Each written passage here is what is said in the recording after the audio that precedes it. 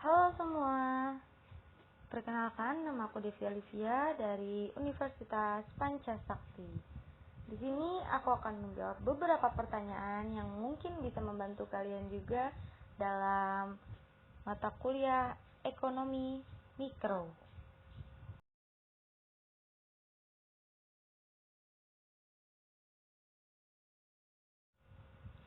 Jelaskan 4 asumsi dasar untuk preferensi individu, yaitu kelengkapan atau competence. Prinsip ini mengatakan bahwa setiap individu selalu dapat menentukan keadaan yang disukainya, di mana individu dihadapkan di antara kedua keadaan. Sebagai contoh misalnya, bila konsumen dihadapkan pada dua produk A dan B, maka pilihan yang terjadi adalah A lebih disukai daripada B lebih disukai daripada A dan B sama-sama disukai, atau A dan B bersama-sama tidak disukai. Preferensi ini mengabaikan faktor biaya untuk mendapatkannya. B.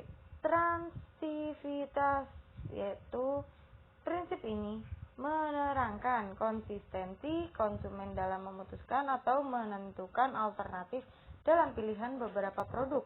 Contohnya, seorang konsumen mengatakan bahwa barang A lebih disukai daripada barang B lebih disukai daripada barang C. Maka tentu saja konsumen akan mengatakan bahwa barang A lebih disukai daripada barang C. C lebih baik berlebihan daripada kurang. The more is the better prinsip ini menjelaskan bahwa apabila seorang konsumen mengonsumsi lebih banyak barang, maka kepuasan konsumen lebih tersebut akan meningkat. Hal ini dapat dijelaskan melalui kurva indifference yang semakin meningkat akan memberikan kepuasan yang lebih baik, sehingga konsumen akan menambah terus konsumsinya demi mencapai kepuasan sebesar-besarnya, meskipun keterbatasan anggaran akan selalu membatasi peningkatan indifference curve. Mengurangi tingkat marginal substitusi. Prinsip ini berarti bahwa kurva indifference adalah cembung dan kemiringan indifference kurva meningkat saat kita bergerak ke bawah. Lalu di sini coba jelaskan mengapa kurva indifference tidak dapat saling berpotongan. Hal tersebut karena setiap kurva indifference bersifat konsisten dalam menunjukkan tingkat kepuasan yang berbeda, atau tidak mungkin diperoleh kepuasan yang sama dari kurva yang berbeda. Dan di sini juga jelaskan mengapa tingkat substitusi marginal dua barang harus sama dengan rasio barang tersebut, agar kepuasan konsumen mencapai kepuasan maksimal. Pendekatan kardinal didasarkan pada asumsi bahwa tingkat kepuasan yang diperoleh konsumen dari mengonsumsi barang dapat diukur dengan suatu ketentuan seperti rupiah, jumlah unit, atau bahkan lain-lainnya. Semakin besar jumlah barang yang dapat dikonsumsi, maka semakin tinggi tingkat kepuasannya. Tingkat kepuasan konsumen terdiri dari dua konsep, yaitu kepuasan total adalah kepuasan menyeluruh yang diterima oleh individu dari mengonsumsi sejumlah barang ataupun jasa. Yang kedua, kepuasan tambahan adalah perubahan total per unit dengan adanya perubahan jumlah barang atau jasa yang dikonsumsi. Keseimbangan konsumen, kepuasan maksimum terjadi apabila alokasi pengeluaran pada akomoditi terjadi pada saat kepuasan setiap rupiah terakhir yang dikeluarkan adalah sama. Apa sih istilah ceteris paribus? Ceteris paribus merupakan asumsi dengan istilah lain, yaitu asumsi other things being equal atau lain-lain hal tetap sama atau lain-lain hal tidak berubah. Atau dapat diartikan bahwa asumsi pada kondisi saat faktor selain faktor yang diteliti dianggap tetap atau tidak berubah. Dalam ilmu ekonomi, istilah ceteris paribus sering digunakan sebagai suatu asumsi untuk menyederhanakan beragam formulasi dan deskripsi dari berbagai anggapan ekonomi. Contohnya, jika harga barang meningkat, maka permintaan akan turun.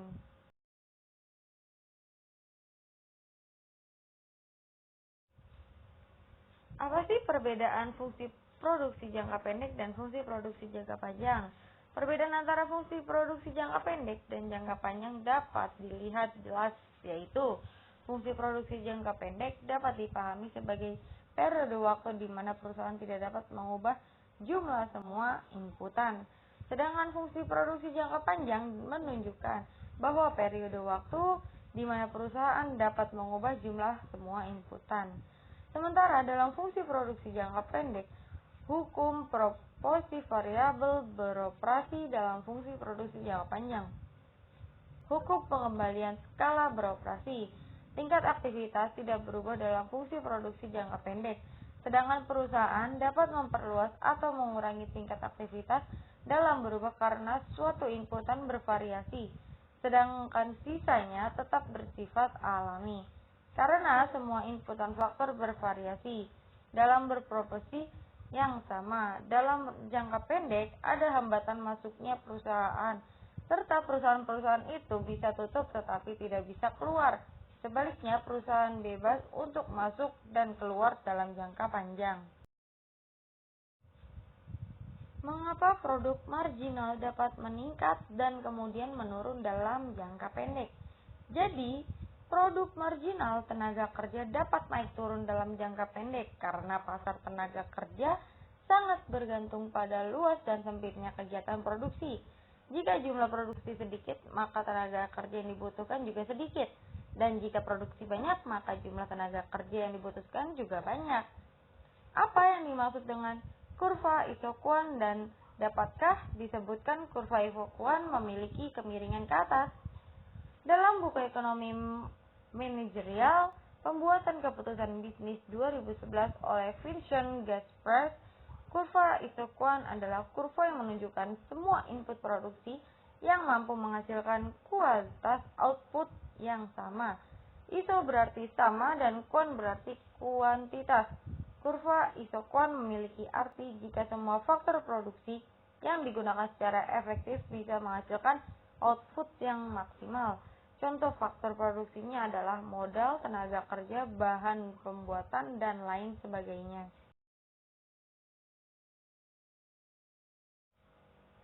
Mengutip dari buku Ekonomi Mikro Dasar-Dasar Teori 2013 karya Muhammad Kustaini, ciri utama dari kurva Isoquan adalah melengkung dari kiri atas ke kanan bawah.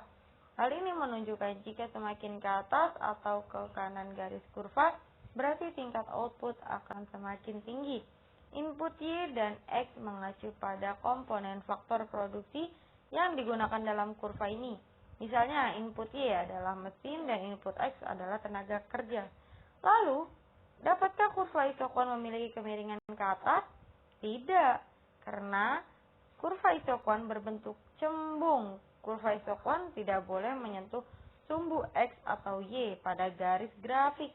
Jika demikian, tingkat substitusi teknis tidak berlaku lagi, karena akan mengindikasikan bahwa satu faktor bertanggung jawab untuk menghasilkan tingkat output yang diberikan tanpa melibatkan faktor masuknya lainnya.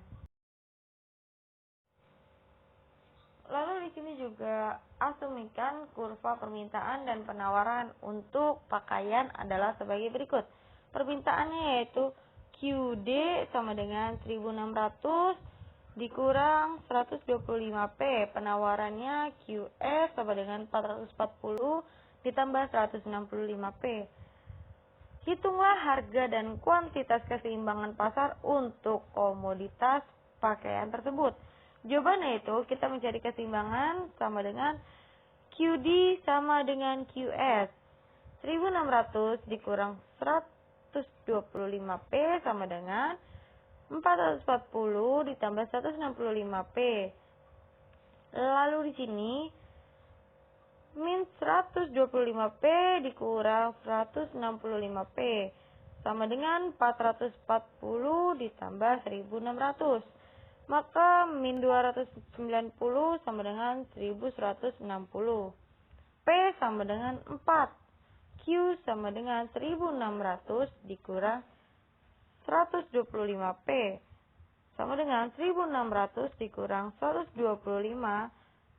kali 4 sama dengan 1600 dikurang 500 sama dengan 1100. Lalu yang kedua, hitunglah price elasticity of supply and price elasticity of demand pada saat keseimbangan. Soalnya masih sama, permintaan QD sama dengan 1600 min 125P, penawaran QS sama dengan 440 plus 165P. Maka Ederman-nya sama dengan 1 per min 125 dikali P per Q sama dengan 1 per min 125P dikali 4 per 1100 sama dengan 0,45. Sedangkan supply-nya sama dengan 1 per 65P dikali P per X sama dengan 165P dikali 4 per 1100 sama dengan 0,6. Di sini selanjutnya, coba jelaskan arti price elasticity of supply and price elasticity of demand yang Anda peroleh apabila pemerintah memberikan subsidi harga sehingga harga pakaian per unit di pasar menjadi sebesar 4,5. Maka dampaknya terhadap keseimbangan pasar adalah arti dari elasticity, yaitu elastisitas penawaran atau elasticity of supply adalah istilah dalam dunia ekonomi untuk mendefinisikan pengaruh terhadap besar atau kecilnya level kepekaan berubah sejumlah barang yang ditawarkan terkait adanya perubahan harga dari barang tersebut. Sedangkan elastisitas permintaan atau price elasticity of demand adalah istilah dalam dunia ekonomi untuk menggambarkan perubahan jumlah permintaan barang terhadap perubahan harga dari barang tersebut. Lalu di sini sudah kita jawab, yaitu harga subsidi jadi Rp4,5 per floor. Yang dulunya hanya 4 jadi naik jadi 4,5. Jadi di sini QD-nya sama dengan 1600 dikurang 125P. Sama dengan 1600 dikurang 125P, P-nya kita ganti dari 4 jadi 4,5. QD-nya sama dengan 1037,5. Lalu QS-nya sama dengan 440 ditambah 165P. Jadinya 440 ditambah 165 dikali 4,5. QS-nya sama dengan 1182,5. Lalu di sini hitunglah berapa besar excess supply and excess demand dari pakaian yang terjadi akibat kebijakan pemerintah tersebut.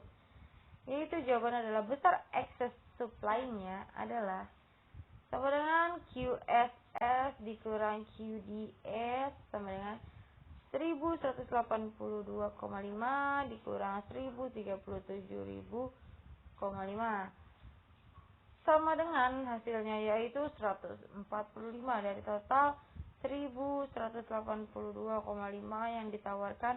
Ada 145 pakaian yang tidak mempunyai permintaan. Dan di sini juga ada teori perilaku produsen. Lengkapilah kolom tabel di bawah ini. A, B, C, D, E, F, G, H, I, J. Jelaskan the law of the mining return dengan melengkapi tabel di bawah.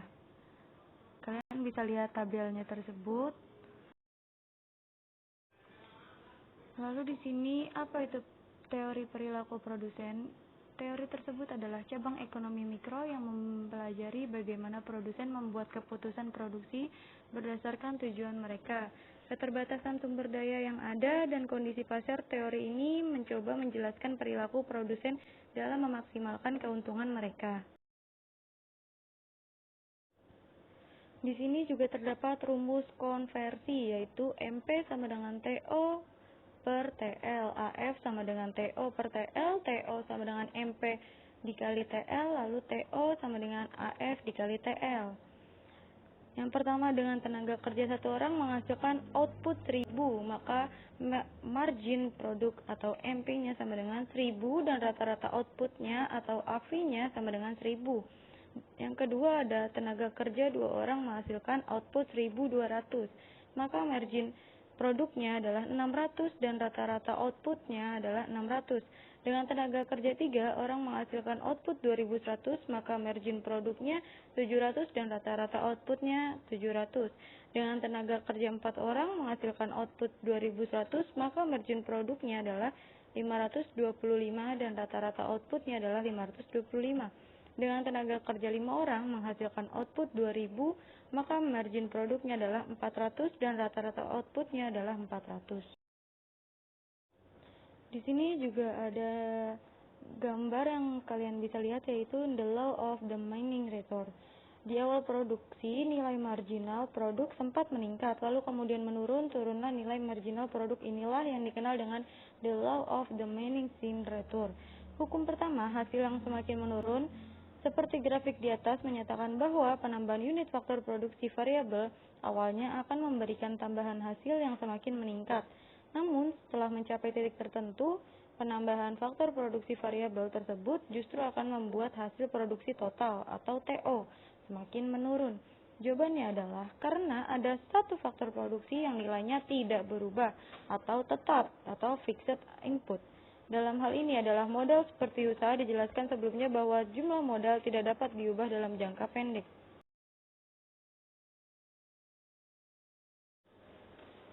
Sekian yang saya jelaskan tadi, semoga bisa membantu kalian dan bermanfaat untuk kedepannya. Selamat dipelajari.